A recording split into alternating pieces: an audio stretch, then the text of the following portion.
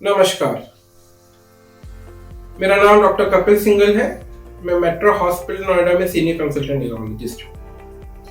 29 अक्टूबर को world stroke day के तौर पर मनाया जाता है। स्ट्रोक ये लकवा क्या है, किस वजह से होता है, अगर किसी को हो जाए तो हमें क्या करना चाहिए और इसके बचाव के क्या तरीके हैं, हम इन सबको कुछ वीडियोस के द्वारा अगले कुछ दिनों के अंदर देखेंगे। स्ट्रोक यानी लकवा, यदि किसी व्यक्ति को एक साथ मुंह पे टेढ़ापन आ जाए, आवाज में फर्क आ जाए या एक हाथ या पैर काम करना बंद कर दे, तो ये मुख्यतः स्ट्रोक के लक्षण है। अगर एक साथ हमारा आवाज में फर्क आ जाती है, हाथ से आप बैठे हुए हैं और हाथ से पेन छूट जाता है या सामान छूट जाता है, सही से लिख नहीं पाते हैं, चलते चलते आपको या बैठे बैठे लगता है कि आप एक पैर पे वजन नहीं उठा पा रहे हैं और मुंह पे टेढ़ापन भी है, तो अगर इन चारों में से 3 लक्षण अगर किसी को हैं तो लगभग 90 से 95% चांस बनते हैं कि उसको लकवा हो गया है। इसके अलावा एक साथ बहुत तेज सरदर्द हो जाना, चलने में बैलेंस में दिक्कत हो जाना, आवाज में फर्क के साथ साथ आंखों के द्वारा डबल दिखने लगना या धुंधला दिखने लगना, ये भी स्ट्रोक के लक्षण हो सकते हैं। स्ट्रोक जिस प्रकार से एक साथ हार्ट अटैक होता है, इसी प्रकार से स्ट्रोक भी कुछ क्षणों के अंदर, सेकंडों के अंदर ब्रेन पर असर कर जाता है। इसीलिए हम इसको ब्रेन स्ट्रोक भी कहते हैं या लकवे का अटैक भी कह सकते हैं। इसके मुख्यतः 2 कारण होते हैं। मेनली लगभग 80 से 85% जो स्ट्रोक होते हैं वो ब्रेन के अंदर एक हिस्से की ब्लड सप्लाई रुकने की वजह से होते हैं। माने हमारे सामने ब्रेन का एक मॉडल है और हम ये कहें कि सपोज ये left side of the brain है।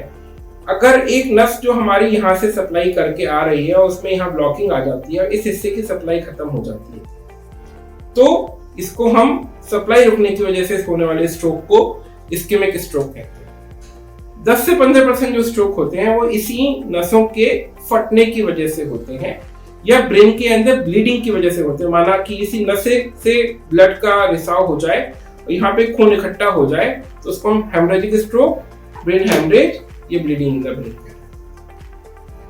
दोनों ही स्ट्रोक्स के जो सिम्टम्स होते हैं वो लगभग सेम होते हैं और दोनों ही स्ट्रोक्स इमरजेंसी हैं, दोनों का ही इलाज संभव है। हमें मेन चीज ये समझनी होगी कि स्ट्रोक अगर किसी को हो गया है, अगर उसके लक्षण हैं किसी को और हमने पहचान लिए हैं, हमसे मतलब कई बार ऐसा होता है कि पेशेंट खुद बोल नहीं पाता, खुद समझ नहीं पाता, और आस पड़ोस के मित्रों को, परिवार वालों को, ऑफिस के कोवर्कर्स को ये समझना होगा कि आसपास में जो व्यक्ति है अगर वो एक साथ गिर गया है, हाथ पैर काम नहीं कर रहा है, बोल नहीं पा रहा है और ये सब कुछ बॉडी के एक पार्ट में, तो उसको स्ट्रोक हो गया है और जल्द से जल्द नियरेस्ट हॉस्पिटल के अंदर ले जाना जरूरी है। स्ट्रोक एक ऐसी चीज है जो किसी भी व्यक्ति को हो सकती है।